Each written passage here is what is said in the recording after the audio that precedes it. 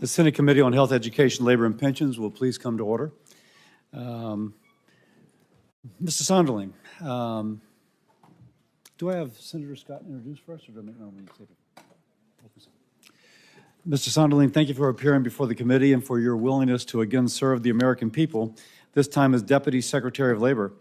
The Deputy Secretary of Labor is not only the second in command at the Department of Labor, but serves as the Chief Operating Officer, managing 17,000 employees and a $14 billion budget. The Deputy Secretary leads sub-agencies within DOL, guiding policymaking, regulation, and enforcement of the nation's labor laws. If confirmed, Mr. Sonderling will play a crucial role in enacting President Trump's pro-worker agenda. Based on his extensive experience in labor and employment policy, both as a public servant and as a law professor, it is clear Mr. Sonderling is qualified. Mr. Sonderling previously led DOL's Wage and Hour Division and served as Commissioner to the Equal Employment Opportunity Commission in the first Trump administration. When President Trump nominated Mr. Sonderling as the EEOC Commissioner in 2020, the Senate confirmed him with bipartisan support.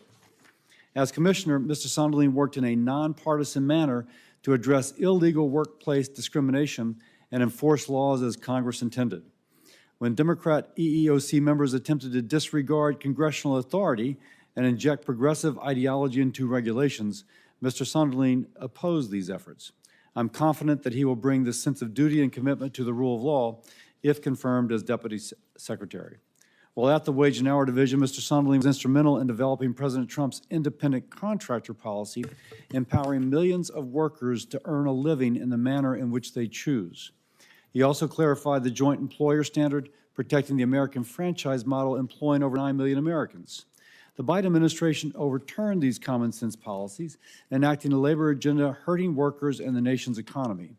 With President Trump back in office and new DOL leadership, I look forward to the return of pro-worker regulations at the department. Thank you for appearing before the committee. I look forward to hearing more about how you will implement President Trump's pro-American agenda to empower all workers and to create economic growth nationwide. I understand that obviously Senator Sanders is not here. So before we turn to the nominee for his opening statement, Mr. Sonderling will be introduced by Senator Rick Scott and former U.S. Senator George Lemieux. Of course, Senator, we would pronounce that differently in Louisiana, but I'll give you the Anglicization. So Senator Scott, you are recognized for introductory remarks. Thank you, Chairman Cassidy, members of the committee. It's an honor to sit before you today to introduce a fellow Floridian, good friend, Keith Sonderling, to this committee. I'd also like to recognize the many other Floridians here today, including Keith's parents, Barbara and Howard from Boca Raton, his wife, Farah, from Aventura, also my good friend, George Lemieux. In nominating yet another Floridian to his administration, President Trump made an excellent choice in Keith to serve as Deputy Secretary of Labor. Throughout his career, Keith has proven time and again his deep respect for the rule of law and his abiding interest in the well-being of American workers and business owners. I know firsthand that Keith will succeed as the Deputy Secretary of Labor. While I was governor of Florida, I had the pleasure of appointing him to serve on the Florida Judicial Nominating Commission for appellate courts in South Florida when he was just 29 years old. At the time, he was one of the youngest in the state's history to serve. He was tasked with recommending to me who should receive an appellate court judgeship. Historically, serving on this commission was reserved for the most senior attorneys in the state, but we saw this as an opportunity to give young leaders with great potential a chance to gain experience, improve themselves without waiting decades to serve. Keith has done just that, and I've been incredibly proud to see his success. His effectiveness and good judgment were shown throughout his term. He was quickly selected as chair and served with distinction, playing a significant role in reforming the nominating and selection process. At the same time, Keith excelled in the private sector by quickly becoming one of the youngest partners in one of Florida's oldest and most prestigious law firms. He has had a considerable impact throughout the state, serving in leadership positions in numerous nonprofit organizations. After serving the people of Florida, Keith left us to serve all Americans in the federal government. During President Trump's first term, Keith served at the U.S. Department of Labor, overseeing a record number of enforcement recoveries and writing regulations that helped workers and assisted businesses in complying with the law. Just as I did, President Trump quickly realized Keith's potential and then nominated him as Commissioner of the Equal Employment Opportunity Commission. Like many committee members here today, I proudly voted for his confirmation in 2020. Throughout his career, he has gone above and beyond to reach out to American workers and businesses to provide guidance and resources to help them comply with and navigate our country's labor laws. I can say with full confidence that Keith has served the people of Florida and the United States with distinction, and he is supremely qualified to serve as Deputy Secretary of Labor. On behalf of the 23 million residents of Florida, thanks for making us proud, and best of luck today. Thank you, Mr. Chairman. Thank you, Senator Scott. Senator Lemieux. Thank you, Mr. Chairman. Thank you, Mr. Chairman. You've already heard a lot about Mr. Sonderling's impressive public service. Let me tell you a little bit about Mr. Sonderling from a perspective of a fellow Floridian and someone who worked shoulder to shoulder with him at the Gunster Law Firm. I've known Mr. Sonderling since he started his career in law. He is an expert in labor and employment issues. He not only counseled clients on those issues, but litigated them. He is hardworking, he is fair, he is honest, he is practical, and he's a problem solver. And he will do a great job as the Deputy Secretary of Labor. While in Florida, not only was he chairing the Judicial Nominating Commission that Senator Scott spoke about, but he was very involved in his community with the Chamber, with Leadership Florida, with Morse Life. And he's a father, too, of 2 young sons and a husband to his wife. They have a great family, and he is a great person. So I can speak with personal experience as to his integrity and his ability to do a good job at public service, and I think that he will be unqualifiedly a great Deputy Secretary of Labor. Thank you. Thank you, sir. Mr. Sonderling, do you have an opening statement? Introduce your family. Thank you. First, Senator Scott and Senator Lemieux, thank you so much for that kind introduction. I'm so grateful to both of your mentorships. Chairman Cassidy, Ranking Member Sanders, and other members of the committee. First of all, it's really an honor to appear before all of you again, this time as President Trump's nominee to be the Deputy Secretary of Labor. I'm beyond grateful to the President for the opportunity to continue to serve our nation. In 2020, I had the honor of being unanimously approved by this committee as President Trump's nominee to be a commissioner on the Equal Employment Opportunity Commission. I was subsequently confirmed by a bipartisan vote of the Senate. For the last 8 years, I have worked directly with members of this committee on both sides of the aisle on issues that impact hundreds of millions of American workers and employers. Over the past few weeks, it has been a pleasure to meet with many of you and learn more about your state's workforce challenges and opportunities. During our meetings, I promised that if confirmed, I will continue my longstanding commitment to work together to shape the future of the American workforce through President Trump's America First agenda. I want to take a brief moment to honor the people who have supported me throughout my life. My parents, who are here today, provided a firm foundation on which I am able to build a life of public service. My wife, Farah, my #1 supporter, recognizes my deep commitment to serving our country, and of course, our 2 little boys, a 3-year-old and a 2-month-old, who are definitely not watching C-SPAN like everyone else right now. I also want to thank my colleagues at the Department of Labor and the EEOC for the chance to work with such dedicated professionals, and for everyone's encouragement for my next opportunity to serve. On a personal note, I think it is important to share what I consider to be a fundamental characteristic of who I am. I am the grandchild of Holocaust survivors. My interest in protecting all Americans' rights in the workplace is undoubtedly shaped by my grandparents, who, despite suffering unspeakable tragedies, were able to achieve the American dream. My grandmother, as a young girl, survived a concentration camp only by fleeing into the woods during a death march. My grandfather escaped the horrors of the Warsaw Ghetto and then joined the Allied forces. My grandparents lost generations of family members during the war. Fortunately, they were able to immigrate to the United States. However, once settled, they encountered more subtle forms of religious discrimination than those that they faced at the hands of the Nazis. Although more than willing to work, my grandparents lost employment opportunities based solely on their religious beliefs and life circumstances. It was only through their relentless hard work that they overcame the barriers put before them, ultimately paving the path for me to appear here before you today. Yet generations later, we are once again seeing a rise in religious discrimination. I am proud that President Trump issued executive orders tackling the generational resurgence of anti-Semitism and other forms of religious discrimination, including anti-Christian bias. My grandparents' bravery and dedication to hard work serves as my family's legacy. With this background, throughout my career in public service, My philosophy on the government's role in assisting workers and employers has been steadfast. Education and outreach to workers and employers go hand in hand with strong law enforcement. When I served at the Wage and Hour Division during President Trump's first term, we achieved back-to-back record-breaking enforcement recoveries for workers and more outreach than ever before, all with fewer resources.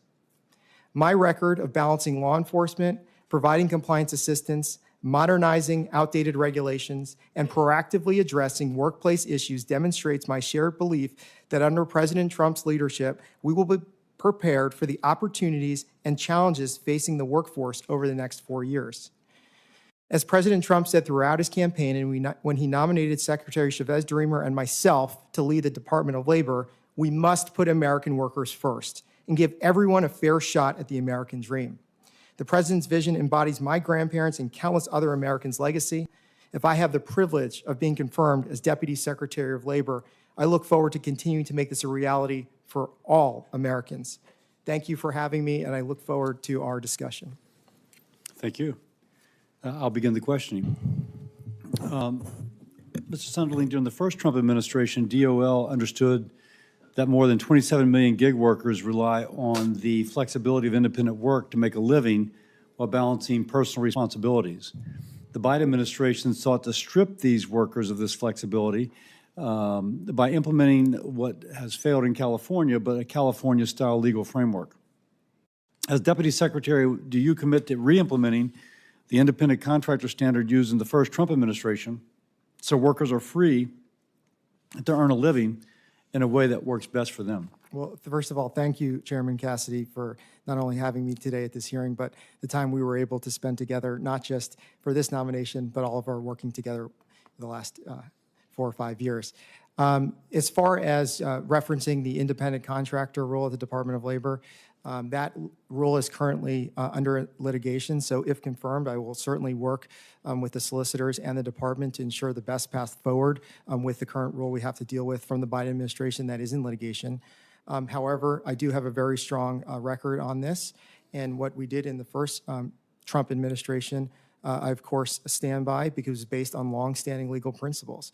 We did not make up a new standard. We used standards that the Supreme Court has blessed before and made it easier for workers to understand what the rules of the road were, determining, for them if they are going to be an employee or independent contractor for the organization they work for, as well as employers. That everyone just wanted clarity.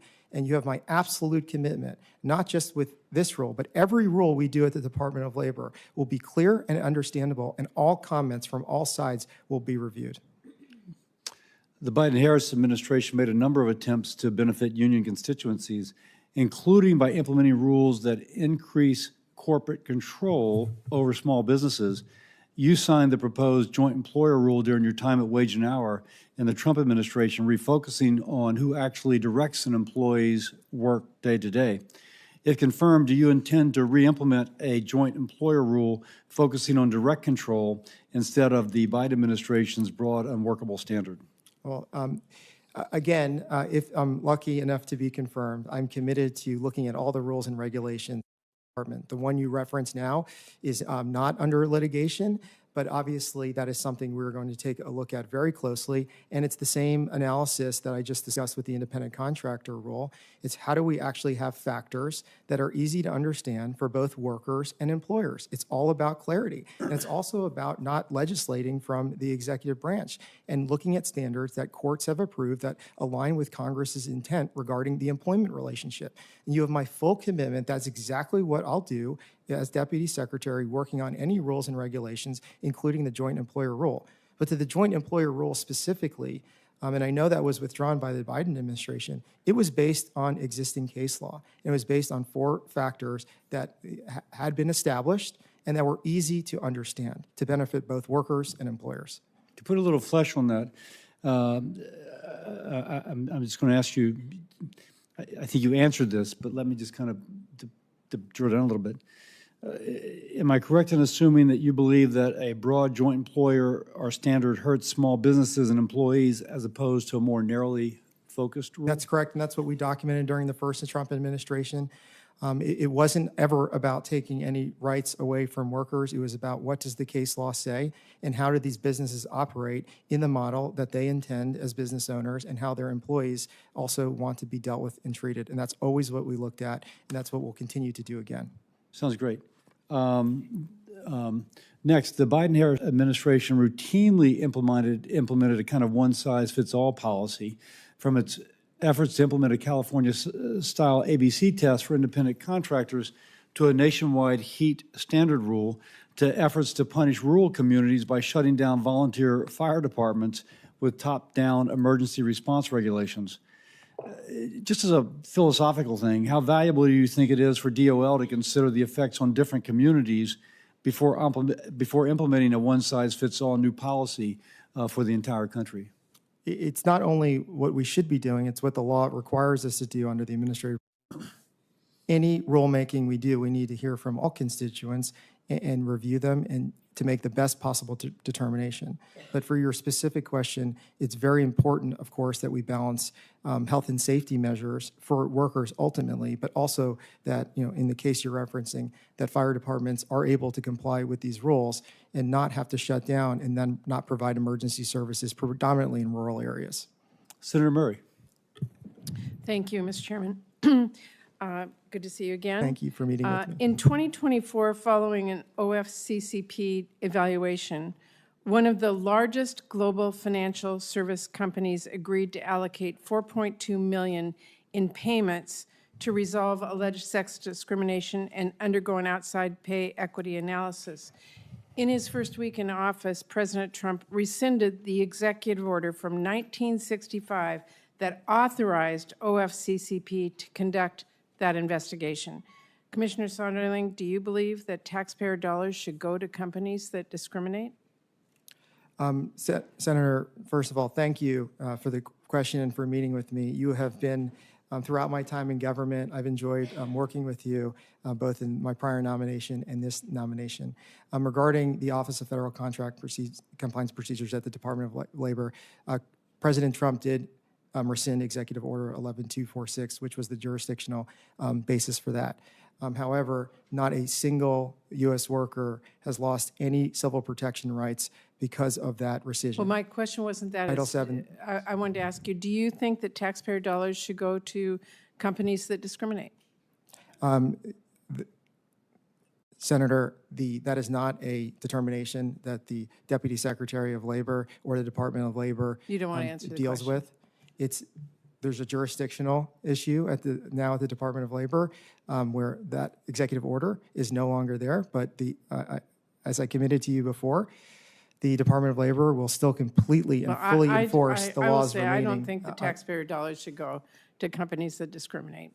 I can easily say that.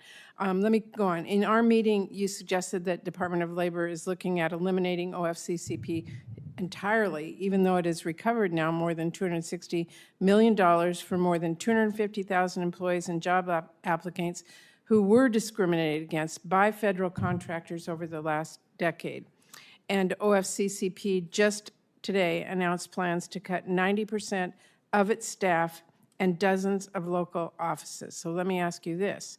Do you think DOL has any role to play in addressing illegal discrimination? First of all, Senator, I'm not aware of that report.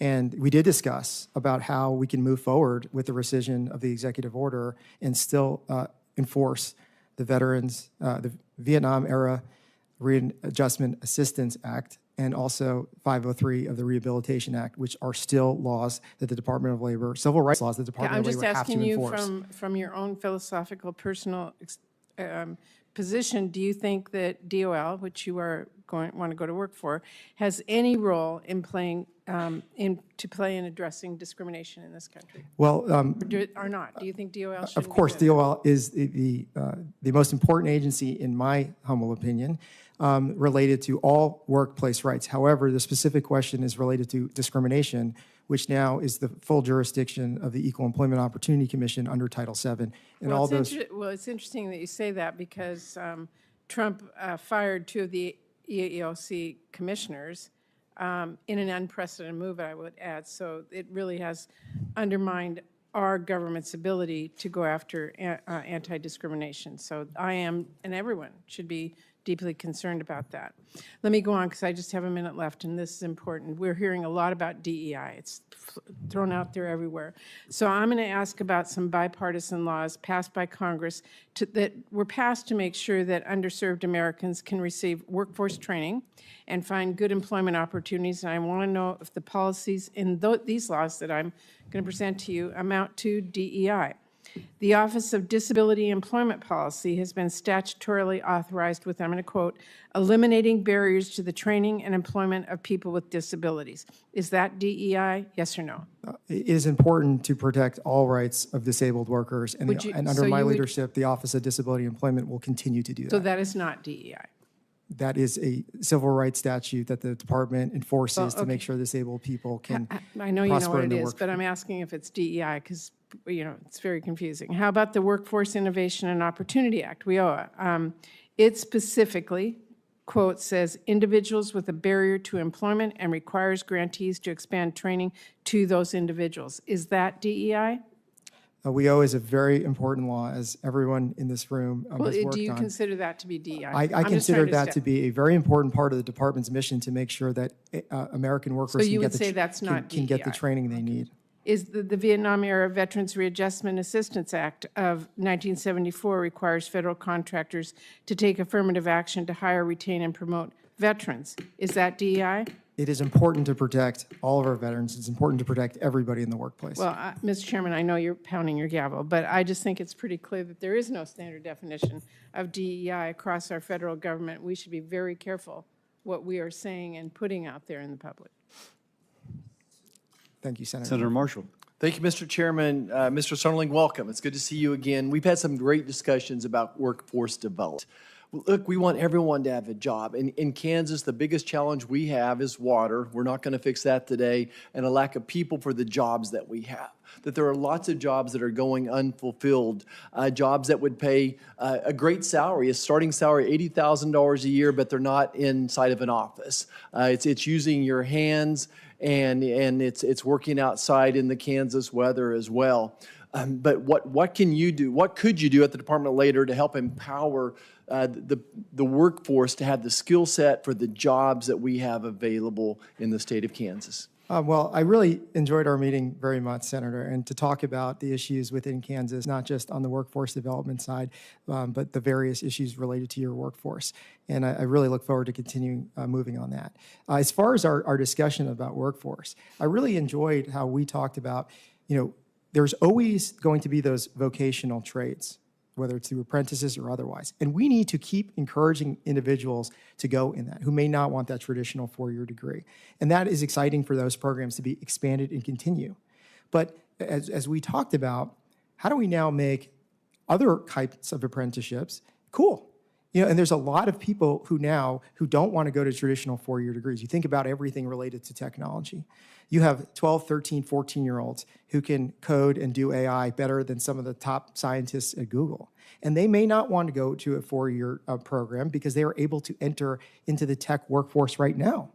So how do we expand apprenticeships or other opportunities? How do we do that? How do we do it? Through the Department of Labor. Tell me how. We're going to promote that and try to, in addition to the traditional vocational sides, we're going to try to get other companies to get involved in more tech-type companies to get involved in this equation and also work on the individual. So often in D.C. we work in silos, and I think there's this opportunity that we need to work with the Department of Education. Right now our Pell Grants are really geared up for the four-year university, graduate with a high volume of debt load and a job that's a fraction of what you could if you were willing to go work with your hands as well. So what would you be advising, or how could you work with the Department of Education?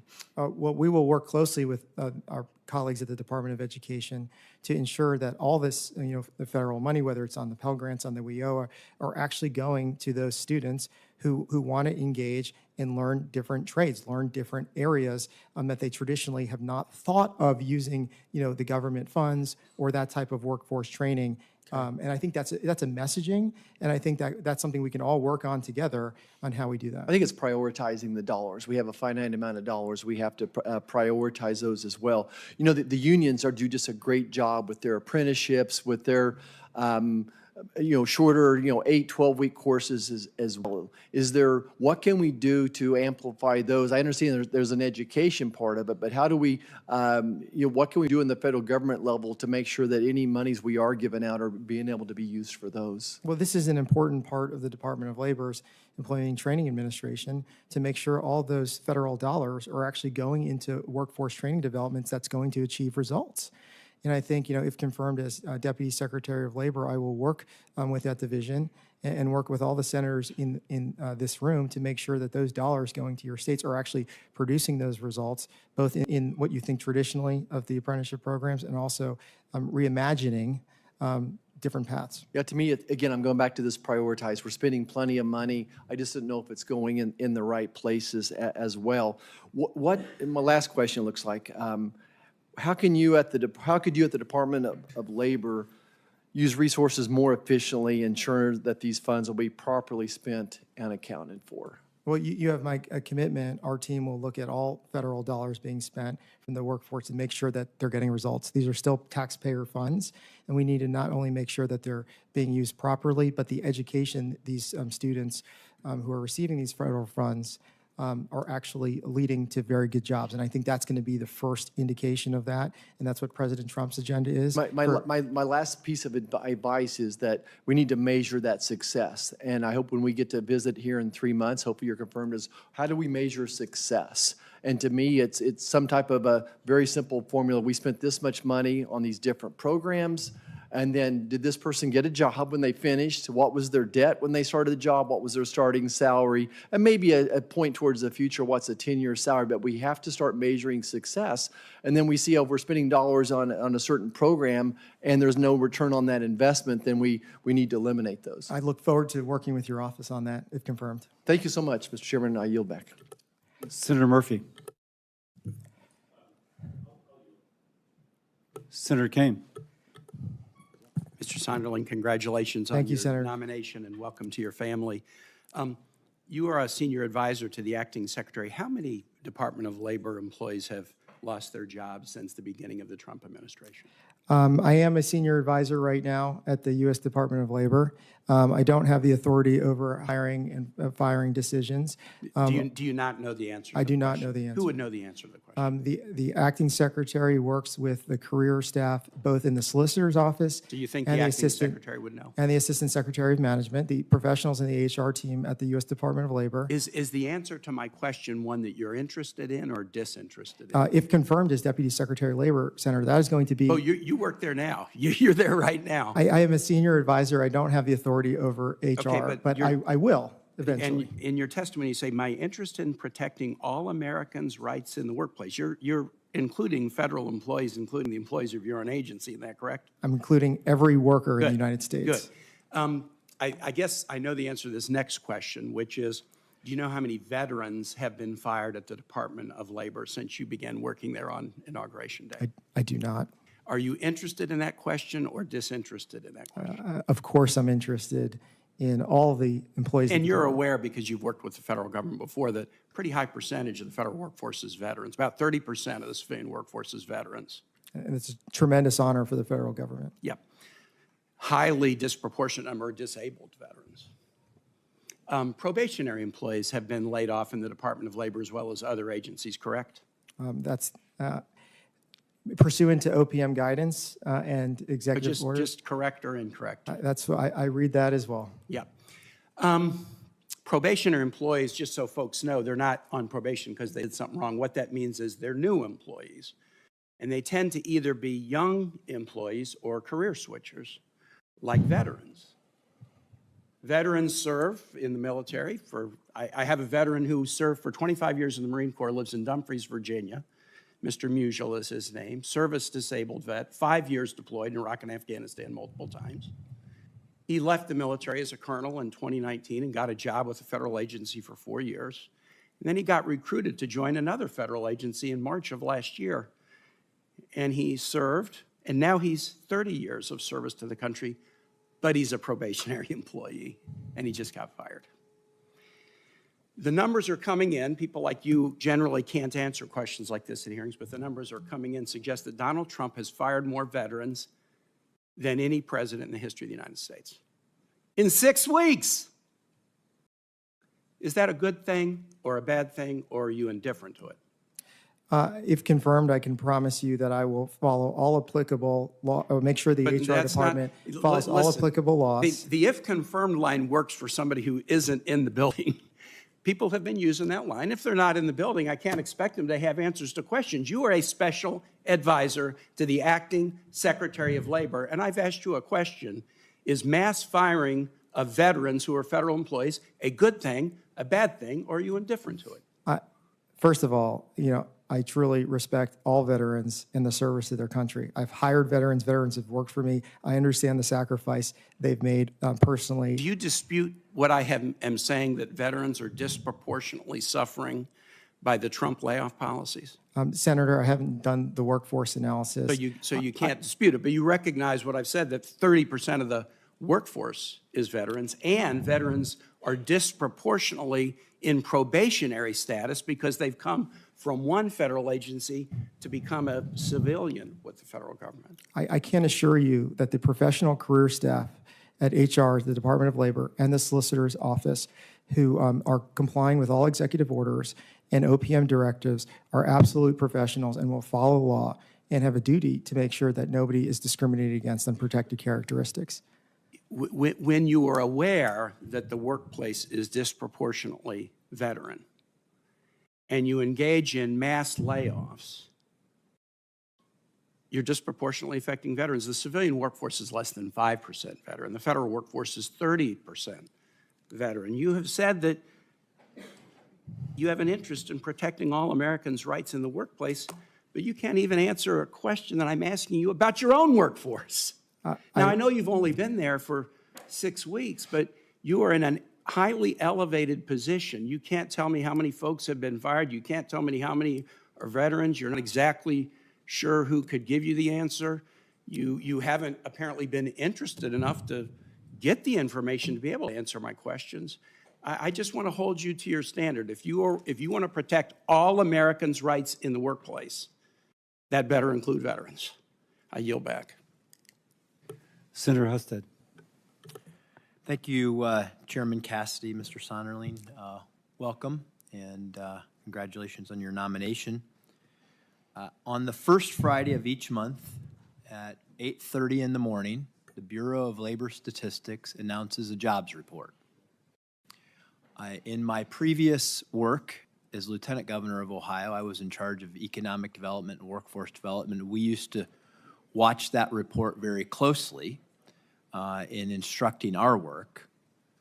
And we would certainly, though, not watch it as closely as the Federal Reserve, who makes interest rate decisions based on that, and certainly not as closely as the stock market and the people who invest in this nation, because those statistics are really important for a lot of people in making decisions about where the direction of the economy is going.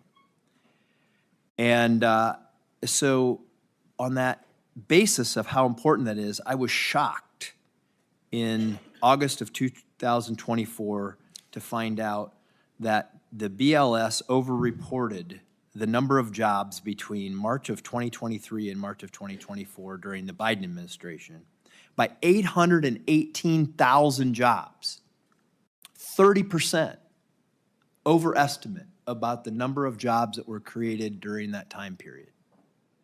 That's stunning to think that that could have happened by that large of a margin. And so I'm interested in knowing, because this is a time when we have access to all kinds of data. We have more data and more ways to collect information than ever. I'm interested in clearly this is a flawed system. Is it subjected to manipulation? Is it incompetence, or is it just an outdated way of trying to make these measurements? And so my question is, what can we do to improve that? Do you have thoughts? Well, thank you, Senator, and for raising that issue. You and I have discussed this at length, and I think, the first and foremost related to public trust and transparency in any of these positions is paramount to anything. And if the public cannot trust the federal agencies to be doing the jobs that they're supposed to be doing, it's going to be very difficult for these agencies to continue their mission. So that's what I'm very excited about President Trump's leadership and this administration. That's why he was voted into office, to be able to bring back that public trust and transparency in these organizations. To your specific question, the Bureau of Labor Statistics that does the jobs reports where you reference on the job correction, which obviously made national news, is an agency that's independent of the Department of Labor. So what I can promise you is that, if confirmed, we will work with our partners at the Bureau of Labor Statistics to ensure that they have all the resources they need to be able to accurately and timely put out the job numbers without questions. That's great, because I think this is an incredibly important issue in terms of how decisions get made in this country. It is a matter of public trust, and I would ask you to report back to us on what you learn as you take a look at this and how we can get better. Senator Marshall talked to you a little bit about apprentices and how we can get better. Are there, have you given any thought to the idea that a lot of jobs today we are saying you need a college degree for, but really you could just apprentice that job and credential that job, and it might not need a college degree to be able to, say, go to teach in high school for auto body repair, or some of these many career tech kind of jobs that the workplace experience that you had out in the marketplace may be a better way for you to do this. And is there any way that we could improve upon that, do you believe? Absolutely, and this was part of President Trump's campaign to improve the life of American worker, for them to have choices. And it shouldn't be, students should have options. If they want to go to a four-year college and pursue that, they should be able to. If they want to go into trades or vocational or any of these different apprenticeship programs, we should encourage and do both. And I think the Department of Labor plays the strongest role in ensuring for those who do not want to go to the traditional four-year colleges to get into the many options we have on various workforce development training programs, whether it's apprenticeships or other kinds of participating bodies we have at the department in ETA related to ways to develop a workforce. Great. Thank you, Mr. Chairman. Well, thank you very much, Mr. Chair, and good morning, Mr. Sonderling. Congratulations. Thank you, Senator. To you and your family on your nomination. Just a couple of things. First of all, as I understand it, last week at your staff interview, you were asked some of the very questions about numbers of layoffs at the Department of Labor that Senator Kaine just asked you. And so if you were in fact interested, given that you are in fact a senior advisor at the department, we would have expected you to have gone back and been prepared for those questions and had answers. So it is concerning, and it raises a little bit of skepticism on my mind about how interested you are really about who's being laid off at the Department of Labor and what kind of process, a term I'm using loosely because it doesn't seem there is any process with this administration about how they're going about these layoffs, was used. But let me start with a question I've been asking all nominees. And it's a really simple question, and it is related to recent events. If directed by the President of the United States to take an action that would break the law, would you follow the law or follow the President's directive? President Trump would never ask me to do that. President Trump, let's just be really clear, is a convicted felon. He has violated the Impoundment Control Act that has been ruled constitutional by the United States Supreme Court. He has pardoned violent offenders, some of whom have now been rearrested for new acts of violence, including rape. And he has just aligned the United States of America in a vote at the United Nations with two of the most brutal dictators in the history of modern history, Russia and North Korea. So the notion that he wouldn't direct you to do something that breaks the law stretches credulity. Now, second question. I am really concerned about attempts by members of Elon Musk's Doge effort to access sensitive data in DOL systems without proper oversight. And I have a series of questions to ask you on this topic. First, the Department of Labor systems include the medical information of people who file workers' compensation claims, as well as the identities and personal information of people who file other employment and whistleblower complaints against corporations. If confirmed, how will you protect sensitive personal information at DOL? Well, first of all, Senator, the U.S. Department of Labor is subject to a lawsuit by multiple unions regarding Doge's access to the department. And how are you going to go ahead, independent of that, what steps will you take to protect sensitive personal information at DOL? I just have to let you know that the Department of Justice is representing DOL in all Doge matters, and all questions related to Doge are being dealt with in the court. It is really disappointing to me how eager you are to evade giving direct answers here. I'm also concerned that Elon Musk and any other member of Doge could advance their own private business interests by exploiting sensitive information or undermining investigations at DOL. These conflicts of interest are real. So if confirmed, how would you address these significant conflicts of interest, conflicts that exist because Doge has members who have had unfettered access to data that they can use for their personal and financial benefit? Broadly, in this administration, the president is committed that there are no conflicts of interest. And relating to the Department of Labor, I'm very confident in the career solicitors and the career ethics officers who will ensure that there are no conflicts within the department. Mr. Musk has extraordinary conflicts of interest. This is a guy who's gotten $38 billion in subsidies from the federal government. This is a guy who has ongoing investigations by the Department of Labor because of complaints from his employees. This is a guy who we don't know how he plans to use the data and whether he's planning to export it all to his own platforms to build his financial business. So, you are a skilled lawyer. You know the answers to these questions, and your unwillingness to either stand up to the president, acknowledge that this is a president who isn't interested in following the law, and refusal to tell me that you will stand up for the people who work for the Department of Labor, whose data is kept by the Department of Labor, for the workers who are supposed to count on the Department of Labor to have their back, is really, really disappointing. My last question for you is about child labor violations and what you will do to protect child labor. But seeing that I'm out of time, I'm going to yield back and we'll submit that question for the record. Thank you, Senator. Senator Banks. Thank you, Mr. Chairman.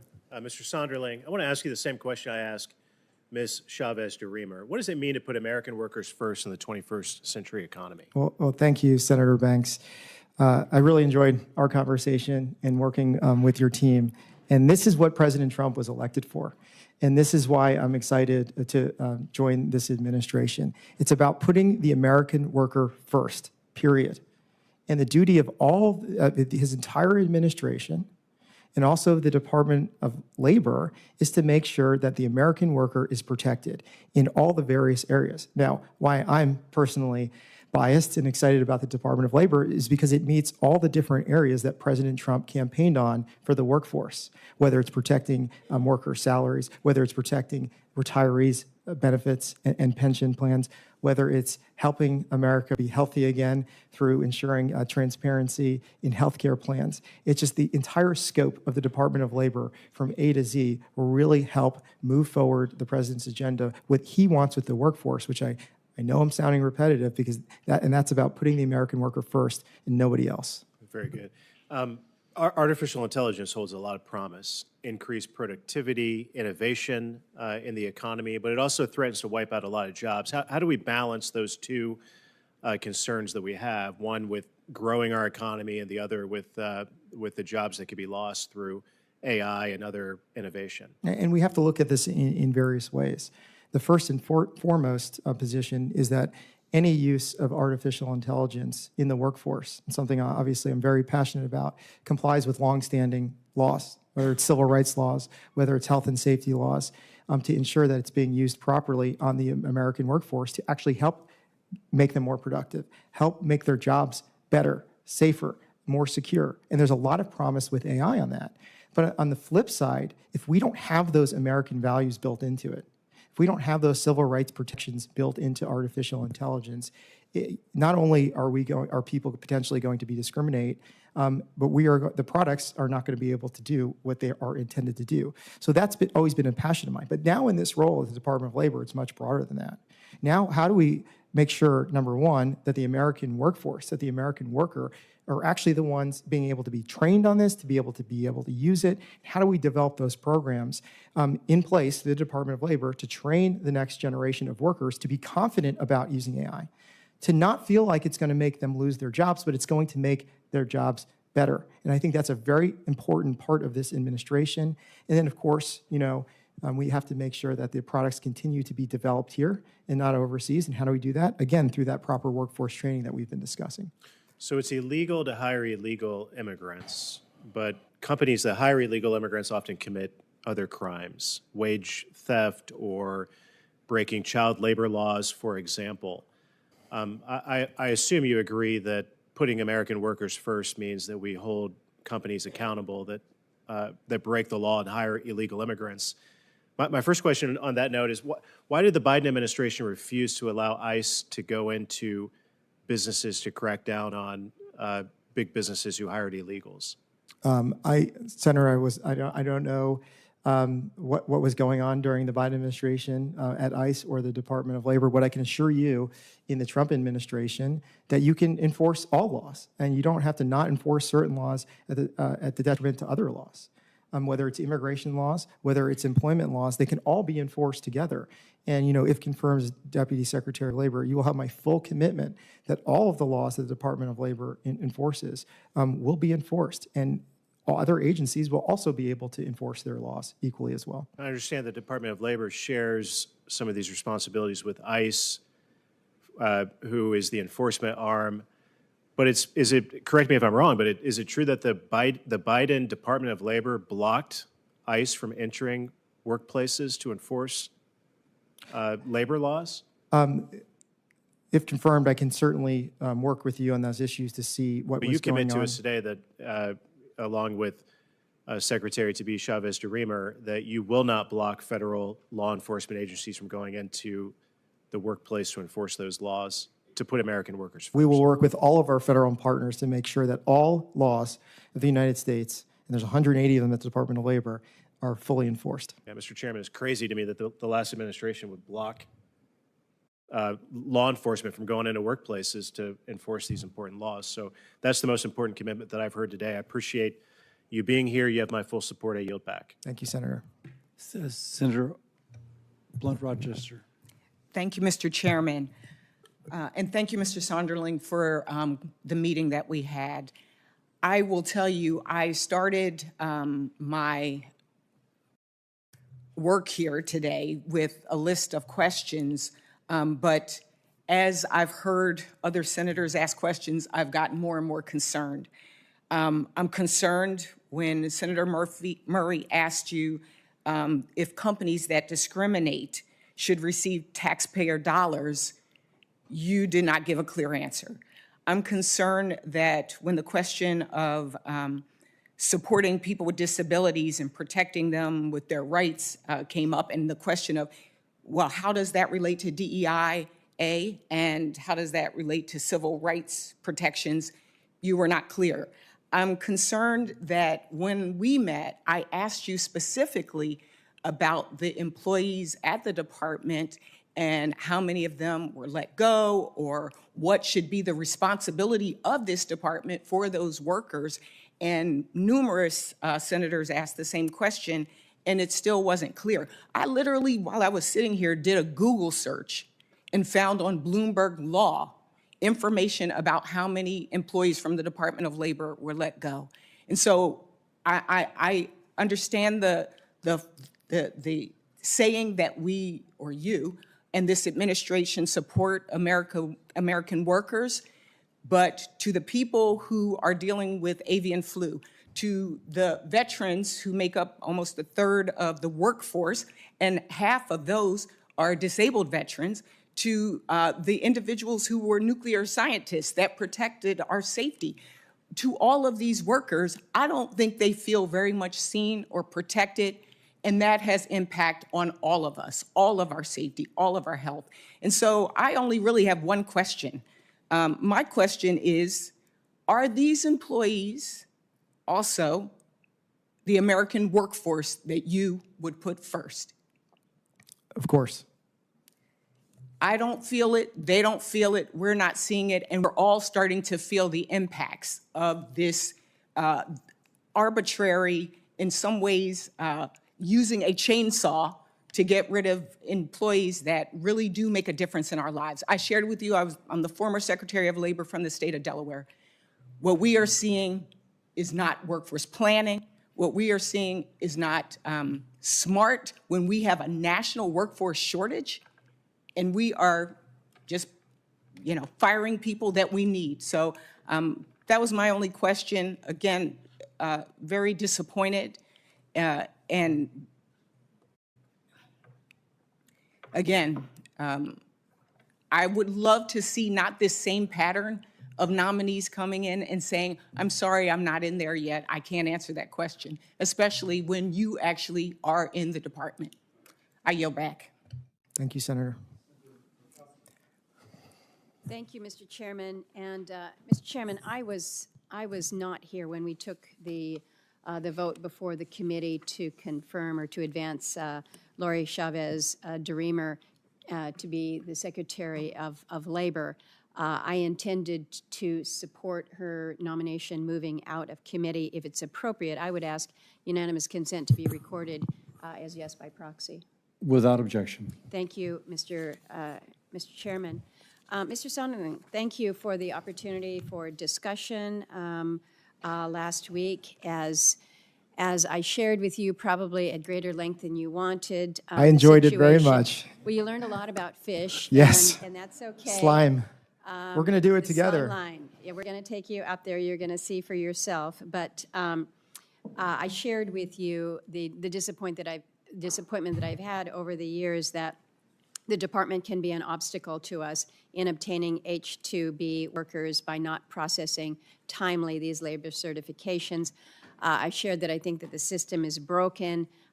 We need these workers. We would love nothing more than to have 100% American workers, but our reality is that despite every effort that we have made, we have been not successful with that. And if we don't have the workers, the fish can't be processed, and we have an industry that falls to its knees. So I really appreciate your commitment to working with me to help meet Alaska's seafood workforce needs. So I look forward to You have my that full partnership. commitment. We had a long, just very technical discussion about the H-2B program, but I really think that's a very good example of why there's a need for that program. And as you know, the Department of Labor's jurisdiction related to this is not only to test the labor market, whether it be salaries or actually workforce, but this is an example where there is no local workforce, and we need this program to be able to succeed in both in Alaska, Maryland, Virginia, more closer by with the seasons and the technicalities of this.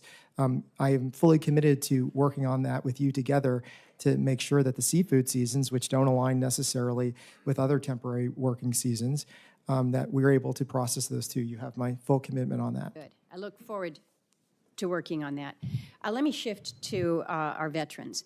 The Veterans Employment and Training Services Overseas Program designed to help our vets transitioning service members and our military spouses. This is important as they're seeking to gain meaningful employment. An assistant secretary for this program for vets hasn't been nominated yet. Can you commit to prioritizing appointing a veteran who has firsthand experience with the challenges of transitioning to civilian development? Can you give me that kind of an assurance? I think it's important. Absolutely. And let me say a few things on this. It is very important, in my opinion, that a veteran lead that department, and one that understands the complexities of leaving service and coming into the private sector workforce. Somebody who could actually help them with the military codes, change it to their resume, and see the types of jobs that are best to their skills. And that's a huge part of the vets remit, to ensure that not only there's funding and training for that, but you actually can do that. I think you have my full commitment, and I'm going to speak on behalf of the hopefully soon-to-be Labor Secretary, that we will ensure that role gets filled. Great, thank you. I appreciate that. It is key, it's significant, and that kind of experience you just can't replicate without having had that veteran background. I was here when Senator Hassan was talking about the sensitivity of information at Department of Labor, and know that this senator shares the concern about the confidentiality of that. We can talk pros and cons about how DOGE is moving through, but as I'm talking to Alaskans, one of the concerns that I'm hearing is we don't know why there are those who are gaining access. It may be fine, it may be not, but I'm nervous about it. I think that we can alleviate anxiety and nervousness by just saying your sensitive data is going to remain confidential. So I just wanted to put that out there on the record for that. I want to talk to you about apprenticeships, and we've shared the concerns that we have in rural areas. It's just hard. You've got folks who want to be part of the skilled workforce, but I think we need to find some more creative ways to support workforce development in rural areas, not just Alaska, other parts of the country, where communities are, kind of disconnected from the traditional workforce. And I don't know if you have any specifics that you can give me in 20 seconds or just a commitment, but we need to focus on this rural workforce. You have my full commitment, as we discussed during my last time at Wage and Hour. I studied the Alaska workforce, both from a DOL perspective and the needs that the Department of Labor needs to give there. And you have my full commitment that we will work together again in this administration to make sure that all aspects of Department of Labor programs are available in Alaska. Good, thank you. Thank you, Mr. Chairman. Senator Also Brooks. Thank you so much, Mr. Chair, and good morning to you, Mr. Sonderling. Senator. And thank you for being here. Now, you've talked a lot in various points, today included, about your deep respect for civil servants and for those who are career servants at the Department of Labor and the important work that they do there every single day. Yet, unfortunately, this administration continues to attack these workers. The Department of Labor civil servants received the same email as others across government over the weekend, telling them to submit 5 bullet points describing the work that they had done over the last week, with Elon Musk saying to them that a failure to respond would be considered a resignation. Now, this directive, and I believe this was the point of it, caused chaos, confusion, and fear for department employees. And the Department of Labor staff apparently received, because of the sheer incompetence of this administration, mixed messages from their supervisors on how to respond. Now, some managers told staff that the choice to respond was at their discretion. And so I would like to know who was involved in making decisions in the department regarding the guidance that was given to department employees. Well, thank you, Senator, for that question. The directives that come from OPM, whether it's the guidance related to responding to emails or not, goes to the Office of Assistant Secretary for Management at Department of Labor, which is the HR department at DOL. So any kind of response or not response, how to deal with it, I would have to defer to the professional staff at the HR department in OSA. Were you involved in that decision-making? I was not, and I did receive that email myself. Well, you are a senior leader in the administration on the landing team. Is that correct? I've been in the administration since the first day as an advisor, correct? Okay, and so how is it possible that you weren't involved in such a high-level decision as a person who's a senior part of the transition team? You've been there in the building, you have been a part of the landing team. How is it possible that you weren't involved? It is a large agency, and there's professional career staff that handle various aspects of the department. The specific questions you're asking about go to the professional staff in the human resources divisions, which I don't manage and I don't have authority over, and I trust them fully. But you were aware of these discussions. I was not involved in these discussions. But you were aware of the discussions and aware of the decision that was made to send this out? No, from OPM? From Elon Musk. I was not involved in any of that. I received the email the same time everyone did on Saturday after I read about it on Twitter. Which I think again points to the sheer incompetence to have even sent the email to you says something horrible about the people in the building. But given the issues with conflicting guidance, which we now acknowledge, you acknowledge, that there were issues with this conflicting guidance since you yourself received one of the ridiculous emails, I'd like to know, can you commit that no one will lose their job due to perceived non-compliance with Elon Musk's order? If confirmed, and I have oversight of the HR department, I will commit to you that our HR professional career staff will follow all directives and all laws. Okay, that doesn't necessarily answer the question, because there are people who were on maternity leave who received these messages, and others. Will you commit to protect those individuals who had no opportunity to apply, to respond? I will make sure that the professional career staff in the HR department follows all regulations and all laws, and I trust them to do that. Well, do those laws include collective bargaining agreements? The department obviously has collective bargaining agreements with various federal government unions. There are divisions within the Department of Labor in that same HR group that handles all of those. They are the professionals in managing collective bargaining agreements and the unions, and I trust them fully to do their jobs. Well, the reason I ask is because Ms. Chavez-DeRemer, who's here, I know today, was unable to affirmatively commit to abiding to all terms and conditions of collective bargaining agreements between the department and agency staff, saying instead, I will work with the experts to understand the collective bargaining process at the department. So can you commit to abide by all terms and conditions of the department's collective bargaining agreement? And do you understand the collective bargaining process? I am not a traditional labor lawyer, but I know we have a lot of experts at the Department of Labor career staff in the solicitor's office that are experts in dealing with federal government unions and collective bargaining. Now, and sir, I trust you them are fully. a labor and employment attorney, and you were a leader at the department for years, correct? That's and you correct. don't know about collective bargaining agreements? I know about them, but I would trust the experts who have done this their entire career to help guide us. Thank you. Senator Hawley. Thank you, Mr. Chairman. Mr. Sonderling, nice to see you again. I enjoyed our see conversation you. the other day.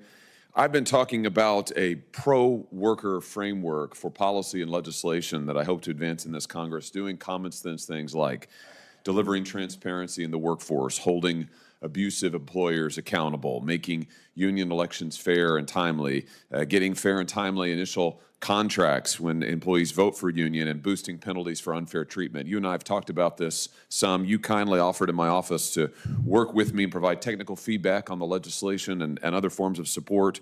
Are you willing to reaffirm that today and to help us as we try to advance in this Congress legislation that will protect workers along the lines that President Trump has talked about and also strengthen our economy? Senator, I enjoyed our conversation. I enjoy not only your passion for the workforce, but also President Trump's vision on bringing everyone together in his administration.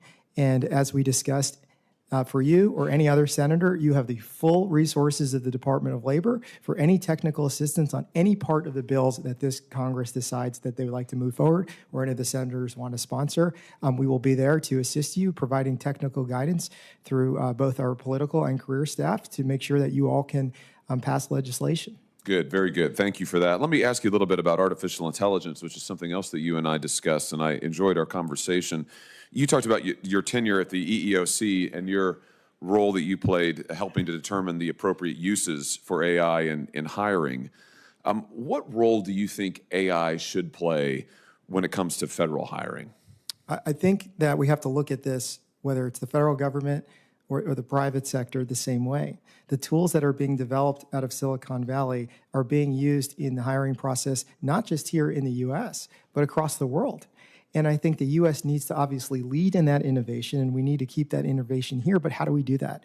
And that's what we discussed, making sure that all these tools are designed in accordance with our longstanding laws, no matter what the use is. We talked about employment, but there's obviously a lot of different kinds of uses of artificial intelligence. And we are not going to be able to succeed as a global leader in AI without making sure that the products are developed, designed, and deployed in accordance with the laws that Congress have passed. Not new laws yet, not new government bodies, with what we have in the executive branch. And there's a lot of old laws that we can apply to this. They're not outdated. That's our job to apply. Let me just zoom out on this a little bit and ask you more broadly. Many American workers are very concerned about losing their jobs to AI.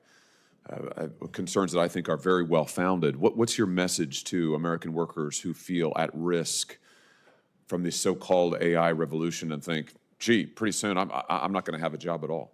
Well, this is a very, very important conversation, and another conversation on how we win, making sure that all workplace workers who are going to be either using these tools, subject to these tools, are not fearful that they're going to be replaced by them. And that's really working with the entire AI community, whether it's the venture capitalists, the vendors, to ensure that these products are developed, designed, and deployed with that in mind, that this is going to essentially make your job easier, better, and you could be more enjoyable and thrive more in the workplace and not having that fear of displacement. And if these tools are used to displace workers, that's a whole different conversation that we need to have before that occurs, to make sure that all protections in the workforce are built into these systems, because if they're not, then that's a part we could use law enforcement if jobs are improperly being displaced by artificial intelligence, the same way we would do if it was by humans. Yeah, I'm glad to hear that answer, and I just want to register a concern here that I've registered in other contexts, which is we hear a lot about the AI revolution and how wonderful it's going to be for workers. And I hope that that's true. And I think it should be the business of this Congress to make sure it is true, because what I am not willing to see are large amounts of jobs, or really any number of good-paying jobs, ruined, destroyed, taken by AI. We have too few good-paying blue-collar jobs in this country. I don't want an AI revolution that takes away even more of those jobs. I remember when the CEO of Microsoft not so long ago was sitting where you're sitting and testifying before a different committee of which I was a member, and he said, oh, we should love AI. It's wonderful. Soon we will automate and take away all kinds of non-creative jobs that we really don't need in this country anymore, like everyone who might work at a service restaurant, for example. We just won't need any of those people. I said to him, that's not a utopia. That sounds to me like a dystopia. That sounds to me like you're eliminating hundreds of thousands, millions of jobs that are often the way that workers get their foot in the door, they get into the labor force. So I'm glad to hear your answers. I'm glad for your work on AI. We've got to make sure that our workers are benefiting from this technology, not being ravaged and preyed upon by this technology. Thank you, Senator. Thank you, Mr. Chairman. Senator Kim. Thank you, Chair. I actually just want to pick up exactly where that left off. I was just trying to get a little bit more clarity on your position regarding AI. I saw a quote that you had given previously where you said, quote, less enforcement we have, and you were talking about federal regulation, less enforcement we have on AI is a good thing because employees aren't having their rights violated and employers aren't violating these laws. So I guess I just wanted to ask you more specifically, what role do you think the federal government can and should play when it comes to AI regulation, as we're worried in a bipartisan way about job loss and replacement, not augmentation of work, but replacement? And I'm not sure I said it exactly like that, but what I meant to say, if AI can actually be designed in accordance with not only our nation's laws and our nation's values, we can hopefully, with a lot of qualifiers, get to a place where AI discriminates less than humans in the employment application process, throughout the employee life cycle. You know, as a former commissioner at the EEOC, we see that bias in employment decision-making occurs, and there's a lot of statistics related to that. What I was saying, if AI is designed, developed, and deployed in a transparent manner where we can understand what the factors are that go into that, it can discriminate less. And if there's less discrimination, there's less enforcement. That was the context of that. On the employment side of things. Well, it was very much on the employment side in a very specific context. And, you know, what I was arguing there is, you know, if we have it right, we can actually have a contemporaneous record of how an employment decision was being made. If you think right now how an employment decision is being made, if there's bias, we don't know what was in that hiring manager's brain. We can't crack that. And when you ask somebody if they discriminated, very rarely does anyone actually ever admit that. So what I was saying is that if we get the AI transparent, we can actually see those employment decisions, see if it was fair or see if it was biased. And that's very hard to do right now without technology. That's a helpful clarification. I guess I'd like to expand it and get your sense then, you know, kind of along the lines of what my colleague was just asking. Are there any particular industries and sectors where you think that AI and next generation technologies can get to a place where they are replacing and displacing workers, not augmenting? I'm just wondering, are there certain areas, certain sectors, certain types of jobs you are worried about and you would want to keep an eye on as the deputy? Yeah, that's a great question, and there's been a lot of very fancy studies done on this. And, I'm putting my former EEOC commissioner hat on. What I was concerned with from that job is who would it disproportionately impact from a discrimination standpoint? How do we go back? Sorry, I'm not asking about the employment side. I'm asking about actually, are you worried about, for instance, the trucking industry? Are you worried about? Yeah. So I'm trying to help people in New Jersey, across this country, understand what are the vulnerabilities when Sure. it comes to our workforce, when it comes to AI, and get your perspective as someone who may very well play a critical role in this. Yeah, and this is where we have to, use the other side of the Department of Labor to make sure that if there are people being displaced by AI jobs, which I was getting to is inevitable, that we have the tools to be able to reskill, upskill, whatever the fancy buzzword My of question those is, individuals. what jobs are you worried about? What industries are you worried about? And then we can hone in on figure out how to try to address that, how to be able to provide people in those industries certain types of training and whatnot. Well, I mean, if you look at the jobs being displaced by generative AI, a lot of those are knowledge worker jobs. A lot of those are jobs that have been historically done within an office. And now, that's an area that we need to reskill and make sure that there are remaining parts of their job. And if not, where else in the workforce do they fit with those skills that they previously had? I just want to switch here and just switch gears. I just want to ask you, do you support the work that OSHA does regarding safe workplaces and environments? Of course, it is one of the most important missions of the Department of Labor to ensure that all workers have a healthy and safe workplace. Do you think OSHA has been sufficiently funded over the years? I am committed to doing a full workplace analysis, not just on OSHA, but every other enforcement agency within the Department of Labor to make sure that each agency has the investigative and law enforcement and safety resources that they need. There have been some efforts in the past to try to cut OSHA. When I was over in the House, we saw $95 million proposals by the House Republicans to cut OSHA. Does that concern you at all? If confirmed, I will look at all of not only the workplace makeup, but also the budgetary needs for the department and work with the White House and this Congress to make sure that the agencies are able to function with the proper budget. But you recognize the importance of this, and if you're confirmed, you'll work with this committee to make sure that it's being protected to the level that we need to ensure safe work environments. I will confirm and assure you that for all the agencies within the Department of Labor are all very important. And as Deputy Secretary, we will make sure that everyone has the resources they need. Thank you. I yield back. Senator Moody. Thank you, Chairman. Mr. Sonderling, number one, go Gators. Go Gators. So important. We must get that out of the way. You missed a photo with two Florida senators. Former Senator George Lemieux is here. Go Gators is ruled out of order. Oh, yes. Oh, I just lost my confirmation. Go Tigers. Did not see former Lemieux, who I have the honor of now serving in his senatorial line. So it's You missed the Florida such picture. a privilege. We'll have to make up for that. The first time we met was in the office when I got to interview for this important nomination. I was so impressed with you, not just because of your incredible educational pedigree, but your grasp of what this department does, what it is meant to do, what it is not meant to do, and the way that you have volunteered so selflessly when you could be doing so much in the private world, probably to your pecuniary benefit, but using your talents and your gifts of God to benefit this nation and this country that you love. It was very inspiring to me, and I just want you to know that. Thank you.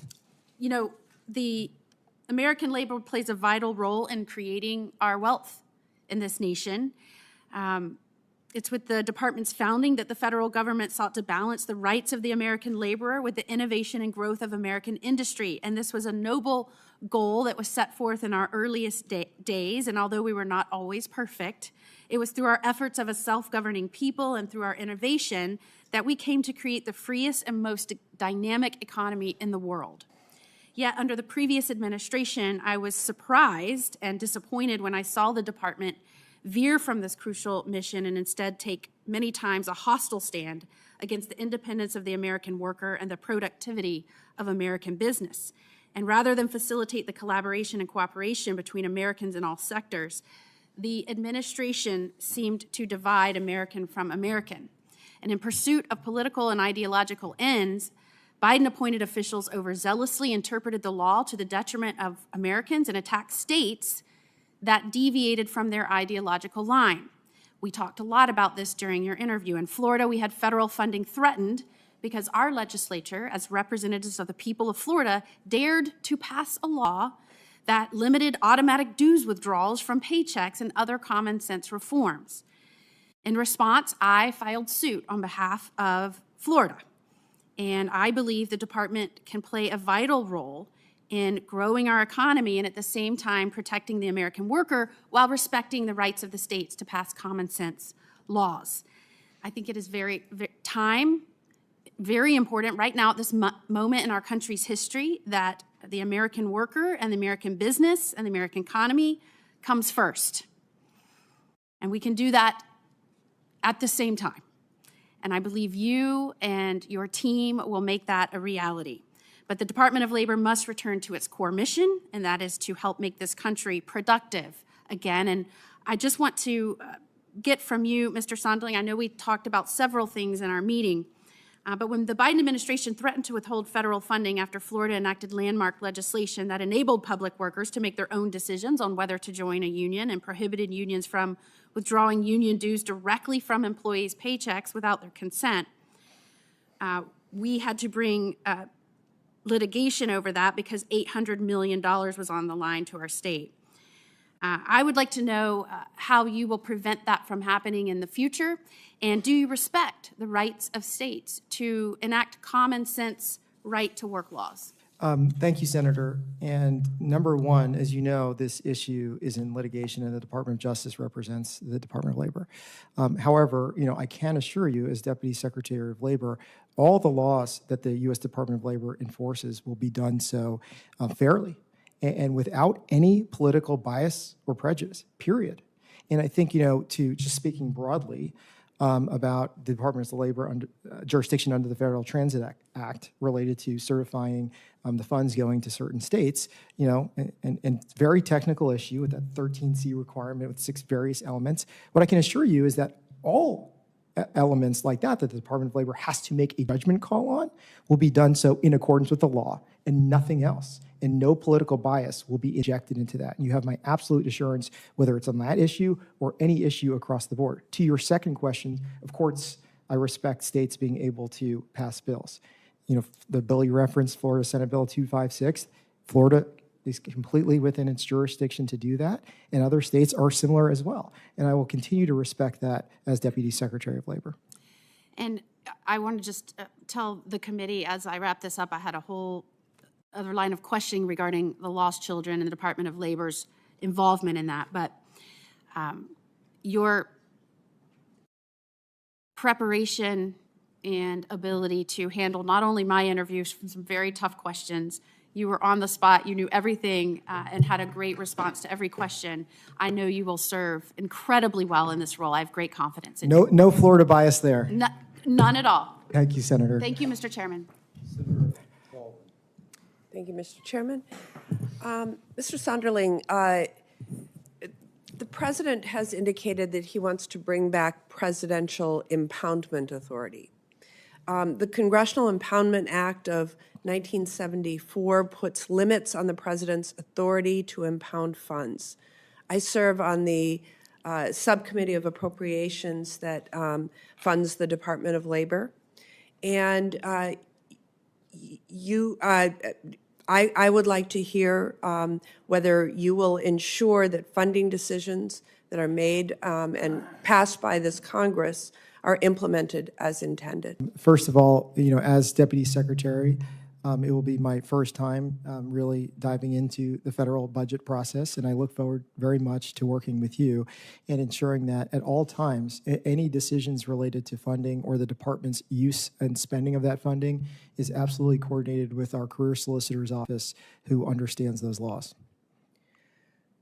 When Congress passes appropriation bills funding the Department of Labor and its various subdivisions, will you implement as Congress intends? I will always follow the law. Okay. In the past month, you have been the senior advisor to the acting Secretary of Labor.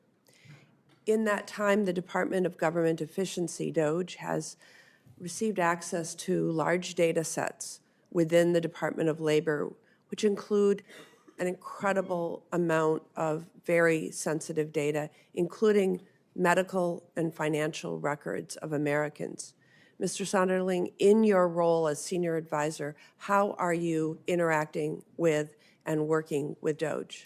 Well, I can assure you that everything related to DOJ at the Department of Labor is being handled right now by the Department of Justice. There was a lawsuit filed by unions against the Department of Labor related to DOJ's access to the department. The Department of Justice. What is the question that is before the court with regard to DOJ's access? Whether or not they're allowed to have access to any systems at the Department of Labor. Okay, so you can ask a question. You can answer then a question of, have they been given access previously? I would have to refer you to the court documents that lays out all of the access. Is that the question before the court? Yes, among other things related to DOJ, but any access to any So the system. question is, have they even had access to the data? That was all with through the Department of Justice. You can't even ask the question of whether you've interacted with anybody from DOJ in your capacity as the senior advisor to the acting Secretary of Labor. Everything related to DOJ is tied up in the Department of Justice's defense of the lawsuit related to their access or their Who could system. I ask this question to? The Department of Justice represents the Department of Labor in this matter. And So can the have, Department of Justice would tell me who at Labor has had access. We need to be able to ask questions about what has happened to the sensitive data of Americans, including medical records and financial records. And you're saying you can't answer that question, even though you've been there as this access has taken place?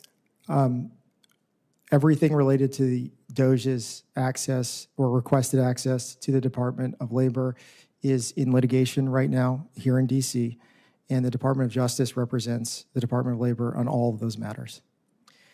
One of the sets of records that they may have access to is with regard to OSHA. OSHA collects a lot of information with regard to their enforcement of rules about workplace safety. Does DOJ have access to OSHA records at this point in time?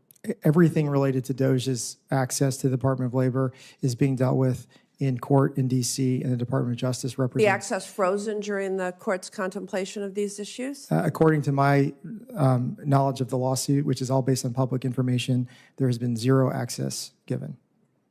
Can you make any comment about last week's report that OSHA closed a case regarding a worker's death at a Tesla plant in Austin, Texas?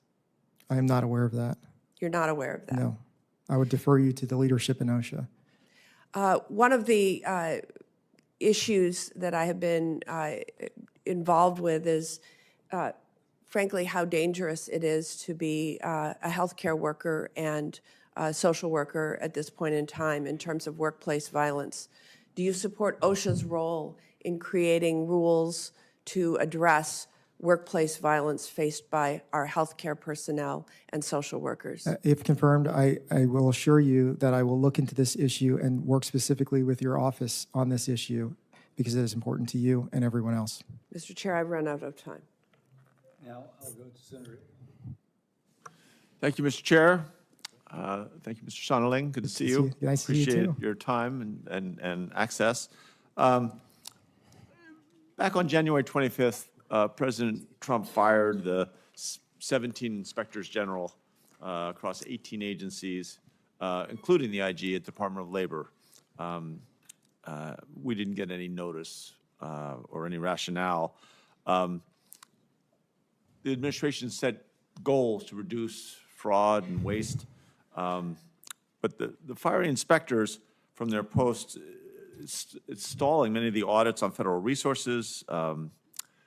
It is definitely reducing transparency. The public, we get hundreds of calls about what's going on. Most of the questioning today has been around this stuff. But you were part of the transition. Did you hear any rationale for getting rid of those inspector generals en masse, all of them at once? That was a decision that only President Trump can make as the leader of the executive branch. And it is his authority, within his full authority, to make all personnel decisions related to the executive branch. But you don't really hear why, what the rationale was. I don't argue he's got the authority. I'm just curious whether he gave a rationale to, you folks doing the work. I'm not aware. And you have an acting inspector general now, I understand. Yes. And is that inspector general overseeing some of this effort to reduce fraud and waste? We do have an acting inspector general with the full powers of an inspector general, and that they are separate from the Department of Labor. We don't have direct oversight of them. If I'm deputy secretary, they're independent. So I believe they are functioning in full capacity. And what kind of a vetting process did this inspector general go through? The acting general count? Yes, the person in place now. I'm not sure. He was here before I started, and I think he's a career employee now in the acting position. So you have confidence in the work he's doing? I have 100% confidence in the Department of Labor and all divisions and the staff there. And you have a broad experience in government, some of the broadest actually of people we've talked to in any of these confirmation hearings. You obviously understand the importance of whistleblowers, of making sure that we can get, relevant information at the relevant time, and make sure that the public feels like there's no cover-up, that there's no secret deals going on, and we can find ways to understand what the workers are going through and find ways to improve it, to productivity, get rid of fraud and waste. What assurances are we able to give those workers that they can blow the whistle, as it were, report issues that they think are of real importance, and yet be protected from repercussions? Well, Senator, this is a very important issue for the Department of Labor. As you know, OSHA enforces over 25 whistleblower laws that Congress has determined that should be at the Department of Labor, even for areas outside of our jurisdiction. So it is a very important part of the Department of Labor to deal with whistleblower cases across many federal statutes. To your specific question, there are whistleblower laws. As a former EEOC commissioner, there's also retaliation protection related to some of those laws as well. And I can assure you that all laws that the Department of Labor enforces, we will continue to do that. Great, I appreciate that. Last, and I was you'll remember when we talked to mayor for a while, governor. A lot of things. 8 years as mayor, 8 years as governor, and we did work to make government smaller. And one of the things you and I discussed this a little bit, but when you're having layoffs, and we've seen layoffs now in 6 of the departments in labor, the morale is so important. And what steps do you anticipate taking when confirmed, if confirmed? How do you go about addressing the issues about morale? Because we are hearing from a number of employees, not people that have been laid off, but employees that they feel disheartened, disenchanted, that their morale is very low. Yeah, I think two things. One, if confirmed, I will make sure that all applicable laws and regulations are applied in any kind of workforce development changes. Number two, I think it's very important, and I think the Department of Labor employees and all employees throughout the federal government truly believe in their mission. And I think a lot of it is going to be refocusing on the purpose of these agencies at the DOL to protect the American workforce. All right, well, there are no laws about morale, so I guess I'll end it there. Thank you. Thank you, Senator. Thank you, Mr. Chairman, very much. Mr. Sonderling, I believe that workers should be able to clock into work knowing that they'll return home safe. When my father was a young man working in a factory, his finger got chopped off, and the boss said to him, "You should probably go to a Dr. John and see you at work on Monday." So my father used to use another finger on the same hand to describe his attitude towards the boss, and that was before OSHA was put on the books as a law. And he would make fun of that situation with us, but we know that he missed his finger. Now, at the time, Republicans said, well, if you put something like OSHA on the books, it's Marxist. You can't have that kind of Marxism going into the private sector. It's just a private bargain between an individual and the worker and the company. But of course, my father didn't view it that way. He supported OSHA being put on the books. So 200 workers lose a finger or an arm or a leg at work every single month in America today. 200 Americans. An arm, a leg, or a finger at work every single month. And there are also 5,000 workplace fatalities every single year in the United States of America, which translates into about 15 workers dying every single day across our country. So even with OSHA on the books, and it was much worse, okay, no question it was much worse in the 40s, in the 50s, okay? But it still is a lot of people every single day. Yet according to the Department of Labor's own data, there's only one health and safety inspector per 4,300 workplaces and 70,000 workers in the country, even today. That's all there is, one per 4,300 workplaces. When the Department of Labor can't enforce worker safety laws, it's a handout, obviously, to greedy companies that abuse their workers for profit.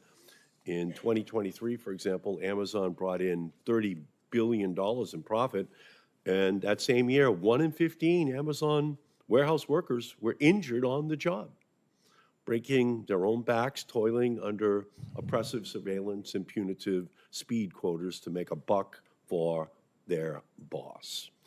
Yet, since President Trump was inaugurated, he and Elon Musk have fired Department of Labor employees. They've deleted worker safety information. They've deleted the worker safety information from their websites. And yesterday, they demanded the department create a plan for mass staff layoffs.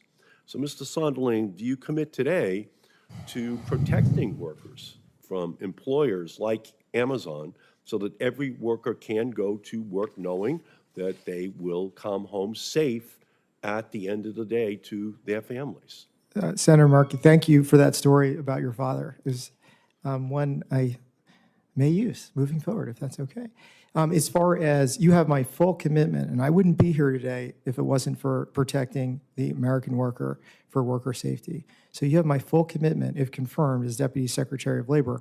I will go through each law enforcement agency and make sure that there's adequate resources, including determining that the investigators are in the places they need to be with the highest violations. So you will oppose any action that would make workers less safe? You would oppose any action? That the law is to make the worker safe, and No, I will uphold the law. You would oppose any action I that will. would reduce safety? And what I read from... Is that yes? You will oppose anything that will reduce safety? I have confidence that, even in the OPM directive and the executive order, yes. it says that health and safety inspectors are exempt. Would you oppose taking a chainsaw to the resources at the agencies that would enable the Department of Labor to enforce those worker safety laws? Would you oppose that? I would give you my assurances that I will work with all the law enforcement agencies to have the resources they need. Yeah, I'm not hearing a yes. Would you oppose anything that would actually result in an increase in the number of fingers, arms, other body parts that are cut off? Would you oppose anything that would manifestly result in an increase in the danger to workers in the workplace over in the year 2025 or 2026? Yeah, if confirmed, you have my assurances from both the Secretary and I that we will do everything to protect worker safety. I appreciate what you're saying. You'll oppose anything that will increase the number of people losing their fingers, We their will arms? faithfully enforce the law with all the department's resources. I'm not hearing a yes. Again, my father would want a yes. Okay, I'm listening to you, Papa. I can't get the answer from him, and I know that he sounds a lot like the boss that you were not happy with.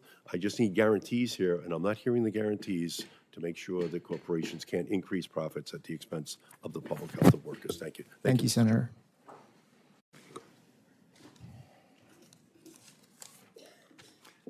This concludes our hearing.